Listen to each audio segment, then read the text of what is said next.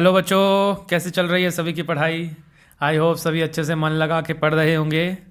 तो बच्चों, आज है part number 2 case studies questions का। फर्स्ट पार्ट के अंदर मैंने 2 केस स्टडी के क्वेश्चन कराए थे, बड़े ही इंपॉर्टेंट थे, वो भी काफ़ी अच्छे क्वेश्चंस थे। टोटल 10 बन गए थे वो, क्योंकि एक क्वेश्चन के अंदर 5 पार्ट होते हैं। तो 2 क्वेश्चन हमने किए थे लास्ट पार्ट में, तो टोटल 10 क्वेश्चन एक तरीके से हमने कवर कर लिए थे।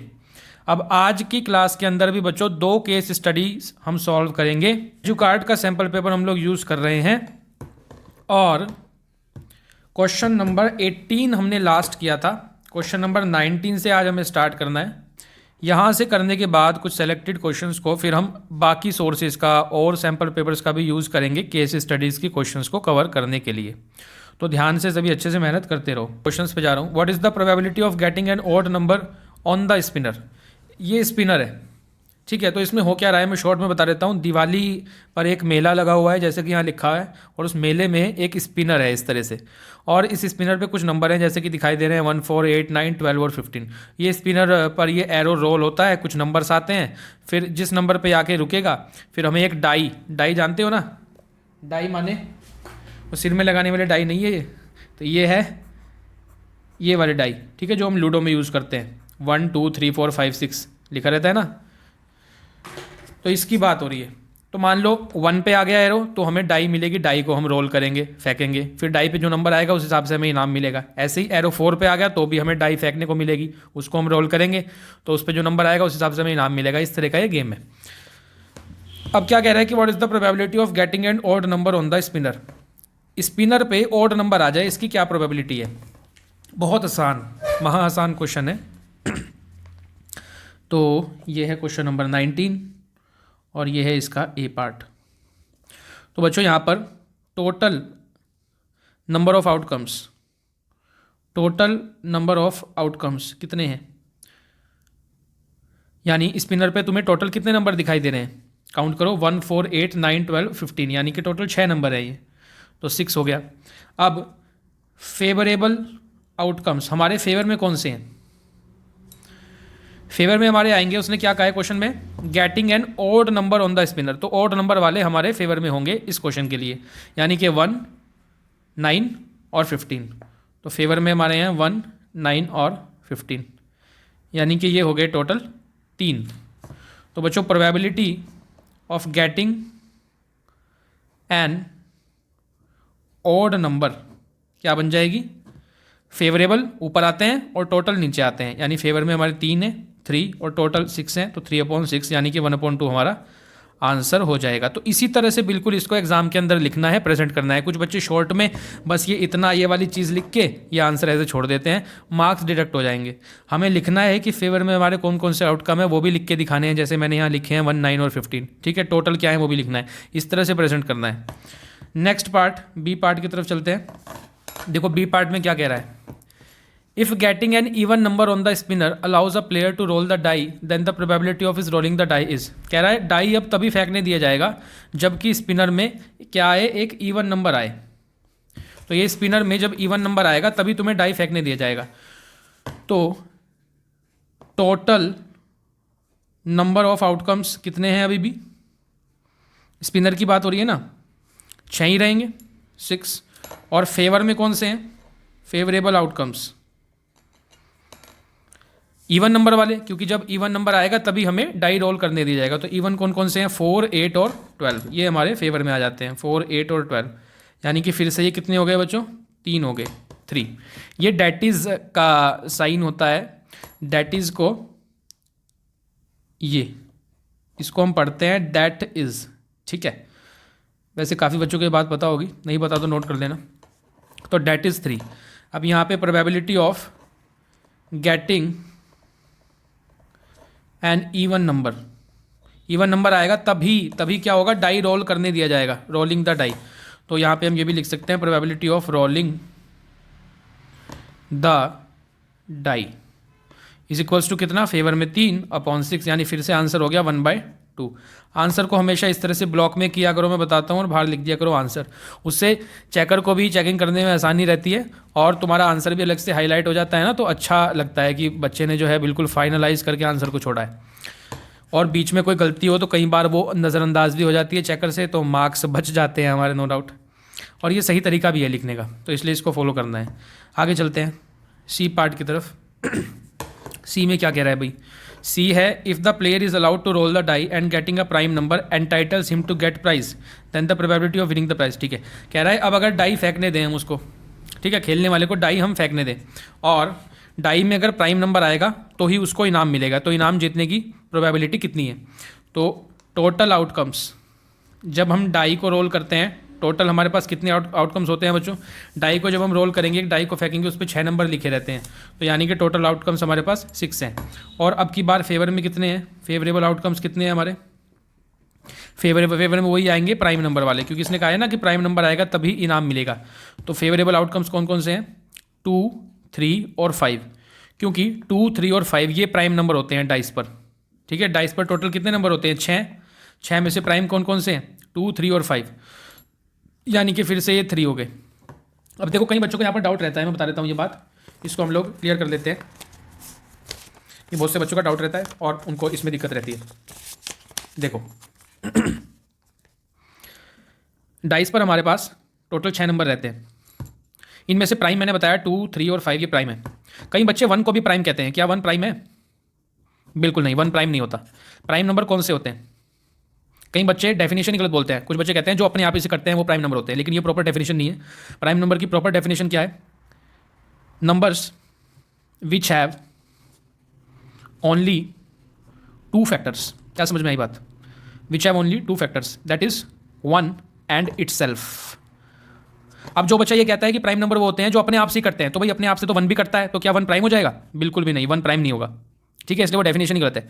प्रॉपर डेफिनेशन क्या है? Numbers which have only 2 factor, जिनके 2 फैक्टर हो। अब जैसे 2 की बात करें, 2 के 2 फैक्टर हैं, 2 1 से डिवाइड होता है और अपने आप से होता है, तो 1 एंड इटसेल्फ। ऐसे ही 3 की बात करें, 3 प्राइम नंबर होगा, क्यों? क्योंकि 3 1 से डिवाइड होता है और अपने आप से भी होता है। ठीक है, 1 एंड इटसेल्फ। ऐसे 5 की बात करें, 5 प्राइम नंबर है, 1 से और खुद अपने आप से। 7 की बात करें, 7 प्राइम है, 1 से और खुद अपने आप से। ठीक है, 4 प्राइम होगा? बिल्कुल भी नहीं होगा, क्योंकि 4 1 से भी डिवाइड हो जाता है, 2 से भी हो जाता है, 4 से भी हो जाता है, तो इसके मोर देन 2 फैक्टर्स है, इसलिए ये प्राइम नहीं होता है बच्चों। चलो खैर, आई होप क्लियर होगी बात। तो 1 को हम प्राइम नहीं कहेंगे, प्राइम नंबर केवल 2, 3 और 5 यहाँ पर हमारे पास है। तो प्राइम नंबर की प्रोबेबिलिटी निकालनी है, तो ये 3 हो गए फेवर में हमारे। तो प्रोबेबिलिटी ऑफ यहाँ पर लिखा है विनिंग द प्राइज। प्राइज कब जीतेगा भाई? जब प्राइम नंबर आएगा। तो probability of winning the prize will be favour में फिर से 3 है, 3/6, यानी कि फिर से 1/2। लो भाई, सभी के आंसर 1/2, 1/2, 1/2 आ रहे हैं। चलो ये 3 पार्ट हमारे पास सॉल्व हो गए यहाँ पर। अब चलते हैं नेक्स्ट डी पार्ट की तरफ। डी यहीं पर ये रहा हमारा D part. If getting a square number on the spinner allows the player to roll the die then probability of rolling the dice. कह रहा है अगर स्पिनर पे क्या आया? स्क्वायर नंबर आया, तो हम उसको डाई फेंकने देंगे। स्पिनर पर स्क्वायर नंबर कौन कौन से हैं? स्क्वायर नंबर जानते हो?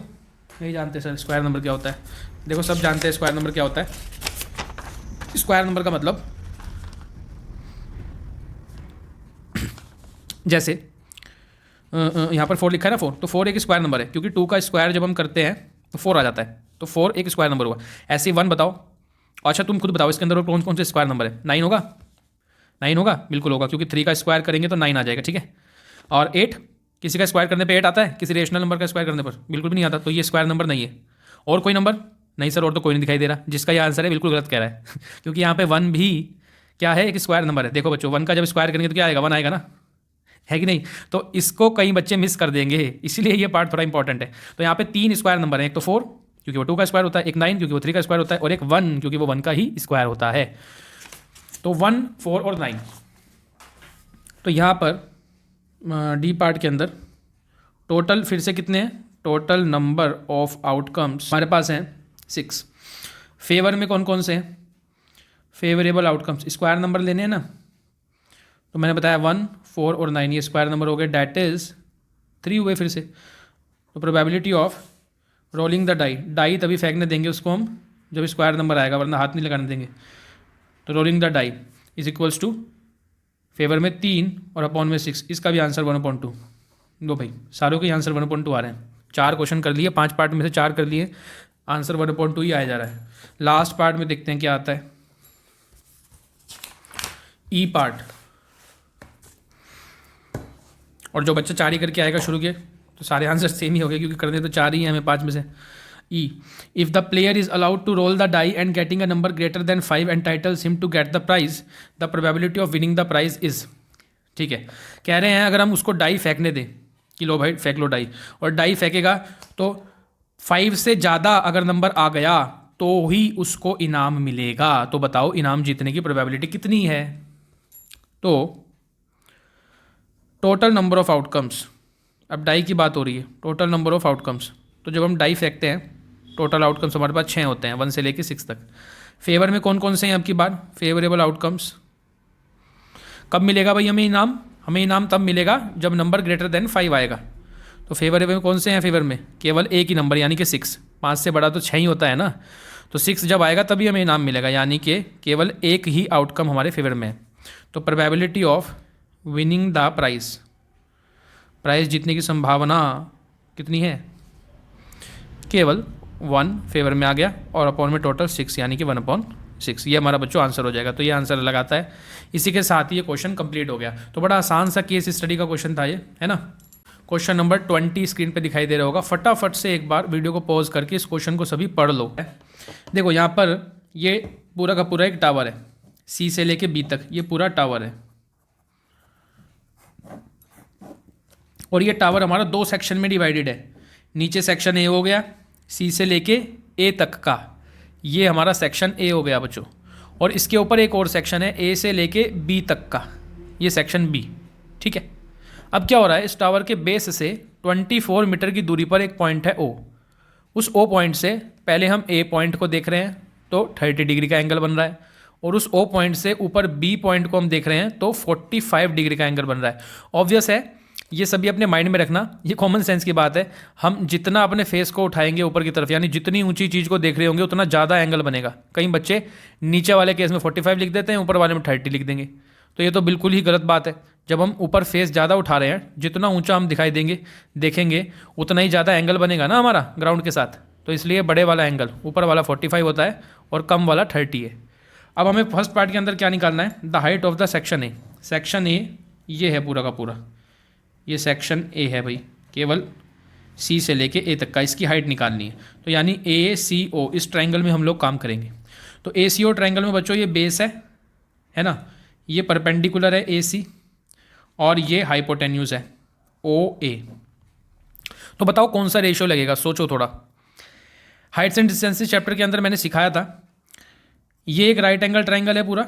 अब यहाँ पे एंगल 30 डिग्री हमें पता है, और बेस हमें पता है 24 है, और निकालने क्या है? परपेंडिकुलर, सेक्शन ए की हाइट यानी परपेंडिकुलर निकालनी है। तो ऐसा रेशियो सोचेंगे जो जिसके अंदर परपेंडिकुलर आता हो और बेस आता हो, क्योंकि बेस हमें पता है ना यहाँ पर, वो हमारी मदद करेगा क्वेश्चन को सॉल्व करने में। तो बताओ ऐसा रेशियो फटाफट से कौन सा है? पी और बी जिसमें ये आते हो। जिस बच्चे ने इसका आंसर बता दिया है वो ईमानदारी से कमेंट में लिखना कि सर हमें पता था कि कौन सा रेशियो लगने वाला है। तो यहाँ पर बच्चों tan थीटा लग जाएगा, या फिर cot थीटा भी हम लोग लगा सकते हैं, क्योंकि उन दो के अंदर ही परपेंडिकुलर और बेस आते हैं। तो मैं यहाँ पर tan यूज़ कर रहा हूँ, tan थीटा का यूज़ करेंगे। ये है हमारे पास क्वेश्चन नंबर 20 का ए पार्ट। तो इन ट्राइंगल, सबसे पहले जिस ट्राइंगल में हम वर्क कर रहे हैं उसका नाम लिखना है, हमेशा ध्यान रखना है। तो ACO में हम काम कर रहे हैं, कौन सा रेशियो डिसाइड किया हमने? tan थीटा यूज़ करेंगे, using tan theta which is perpendicular upon base. तो tan थीटा बच्चों यहाँ पर कितना है? 30 degree, perpendicular AC base CO। अब यहाँ पे बच्चा अटक जाएगा। कौन अटकेगा? जिसको ये वैल्यू याद नहीं है। तो मैंने ट्रिग्नोमेट्री जब पढ़ाया था बताया था कि भाई वैल्यू अच्छे से याद कर लो, डेफिनेटली पेपर में तुम्हें 1 या 2 बार इसका ज़रूरत पड़ेगी, वैल्यू कहीं ना कहीं डालने के लिए ज़रूर आएगी। और बेसिक के बच्चे हो तो हो सकता है डायरेक्ट ही पूछ ले तुम्हारे से कि tan 30 की वैल्यू बताओ, sin 30 की वैल्यू बताओ, sin 60 की वैल्यू बताओ। तो इसलिए इस टेबल को याद कर लो तो बेहतर रहेगा। तो बच्चों tan 30 होता है 1/√3। AC हमारे पास है, निकालना है। CO कितनी है? 24। तो AC is equals to 24/√3। Rationalise करेंगे फटाफट से। रूट नीचे आता है तो उसको नीचे नहीं रहने देंगे, हम तुरंत से रेशनलाइज कर देंगे। 9th क्लास में सीखा था सभी ने। 24√3 नीचे √3 इंटू √3 3 बन जाता है। 3 8 जा 24। ठीक है, यहाँ तक हो गया। भी हमारे पास ए सी आ गई भाई 8 इंटू रूट थ्री की वैल्यू होती है 1.732। ये सभी याद करके रखो, ये बहुत जगह काम में आएगी। तो 1.732 इंटू 8 हमें करना है, विच इज़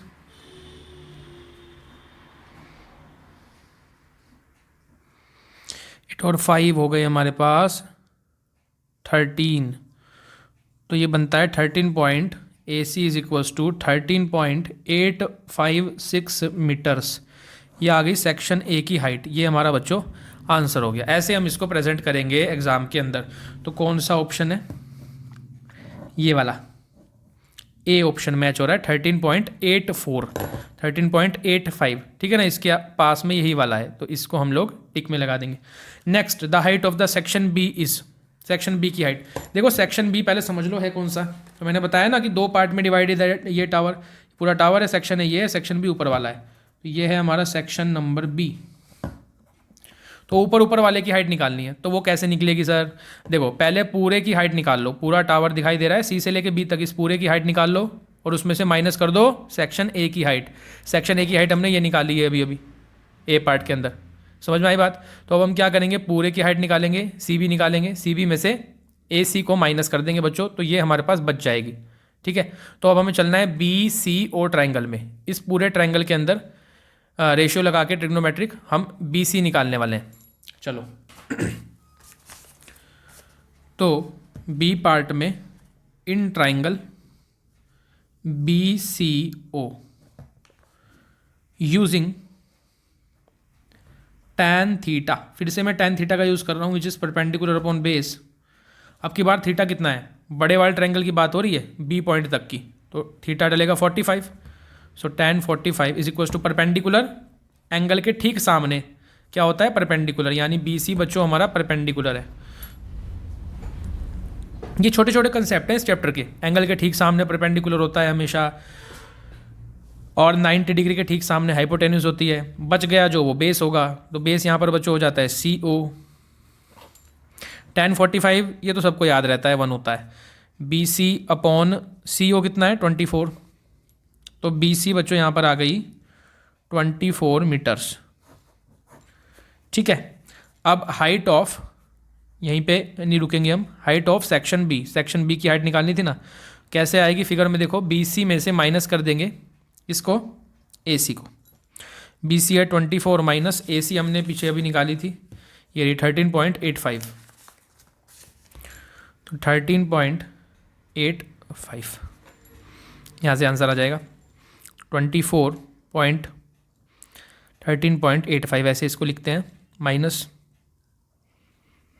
5101, तो 10.15 मीटर्स। ये सेक्शन बी की बच्चों हाइट आ गई। तो 10.16 यहाँ पे दिया हुआ, ये हमारा आंसर हो जाएगा। ठीक है, इतने से कुछ नहीं फ़र्क पड़ता है। पॉइंट के बाद एक इस तरह से अगर आ जाए, जैसे यहाँ 6 है यहाँ 5 है, तो कोई दिक्कत वाली बात नहीं है, इसमें घबराने की कोई भी ज़रूरत नहीं है। आई होप सभी को बात क्लियर होगी। नेक्स्ट पार्ट की तरफ चलते हैं। Height of the tower is, C part में क्या कह रहा है? Height of the tower is, tower की हाइट निकालो। टावर क्या था भाई? टावर तो ये पूरा ही है, ये तो हमने अभी भी निकाला ना ये निकाला बी सी ओ में, टावर की तो हाइट है। Height of tower B C जो है वो टावर की हाइट है, ये हमने अभी भी निकाली पिछले पार्ट में। तो इसमें क्या करेंगे सर? दोबारा करके दिखाना पड़ेगा क्या? तो बिल्कुल दोबारा करके दिखा देना है सी पार्ट में। तो यहां पर मैं ऐसे लिख रहा हूं कि same as the part B. लो ये देख लो, ये पार्ट बी में यहाँ से लेके यहाँ तक का, ये हमें कहाँ पे लिखना है? यहाँ पे आगे सी पार्ट के अंदर इसको हमें लिख देना है। तो टावर की हाइट हो जाएगी बच्चों 24 मीटर। क्लियर है?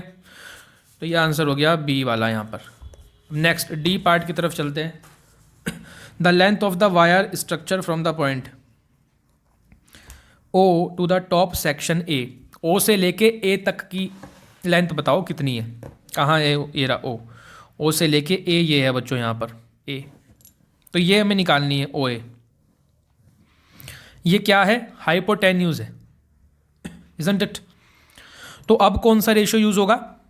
जिसमें हाइपोटेन्यूज आती हो और बेस आता हो। क्योंकि बेस हमें यहाँ पर पता है 24 मीटर है और हाइपोटेन्यूज निकालनी है। तो ऐसा रेशियो जिसमें हाइपोटेन्यूज और बेस आते हों कौन सा होता है? कॉस थीटा, है ना। कॉस का भी यूज़ कर सकते हैं और सेक का भी यूज़ कर सकते हैं। तो इन ट्राइंगल AOC इसमें मैं यूज़ कर रहा हूँ cos theta which is base upon hypotenuse. Cos theta है बच्चों 30 degree is equals to base है 24, हाइपोटेन्यूज ये रही। कॉस 30 कितना होता है? कॉस 30 कितना होता है? √3/2 याद करना पड़ेगा 24/h। तो h is equals to 24 × 2/√3। Rationalise कर लेंगे इसको।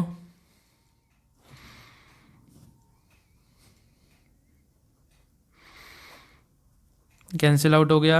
h आ गई हमारे पास 16√3 मीटर्स। √3 का वैल्यू डाल के इसको पूरा भी सॉल्व कर सकते हैं, ठीक है। तो यहाँ पर पूरा ही सॉल्व करना पड़ेगा क्योंकि पॉइंट में आंसर दिया हुआ है। तो मैंने बताया अभी पीछे कि √3 की वैल्यू होती है 1.732। ये यहाँ पर पुट करके हम इसको सॉल्व करके यहाँ पे टिक लगा देंगे जो भी सही आंसर है। नेक्स्ट पार्ट की तरफ चलते हैं। Part number E, last part.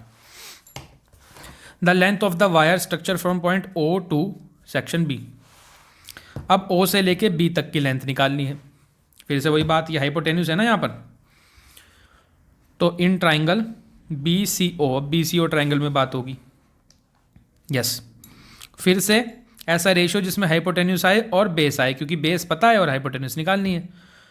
तो फिर से कॉस यूज़ कर लेंगे, cos theta which is equals to base upon hypotenuse. अब की बार थीटा है बच्चों 45 डिग्री, बेस है हमारे पास CO यानी कि 24 और हाइपोटेन्यूज है OB जो हमें निकालनी है। कॉस 45 होता है 1/√2, 24/OB। OB हो गया 24√2। अब यहाँ पर तो पॉइंट्स में दिया हुआ है इन्होंने आंसर, तो 24 × √2 होता है 1.414। √3 और √2 याद करके रखो, ये बहुत जगह काम में आएंगे। √2 होता है 1.414 और √3 होता है 1.732। ये दो तो याद होने ही चाहिए, वरना ऐसे भी निकाल सकते हो, ठीक है ना, लॉन्ग डिवीज़न मेथड से। तो उसमें टाइम लगता है, लेकिन तो याद करना ज़्यादा बेटर ऑप्शन है। तो बच्चों OB हमारे पास यहाँ से मल्टीप्लाई करने पर आ जाएगा इन मीटर्स, ये हमारा आंसर होगा। तो आई होप सभी को आज के क्वेश्चंस क्लियर हो गए होंगे। कैसे इनको करने से काफ़ी कुछ आइडिया तुम लोगों को लग रहा होगा कि किस तरह के क्वेश्चंस केस स्टडी के आ रहे हैं, उनको सॉल्व कर पा रहे हो कि नहीं पा रहे हो। तो जम के मेहनत करते रहो। आज के पार्ट के लिए रखते हैं इतना ही, इससे आगे बढ़ेंगे नेक्स्ट पार्ट के अंदर। Thank you.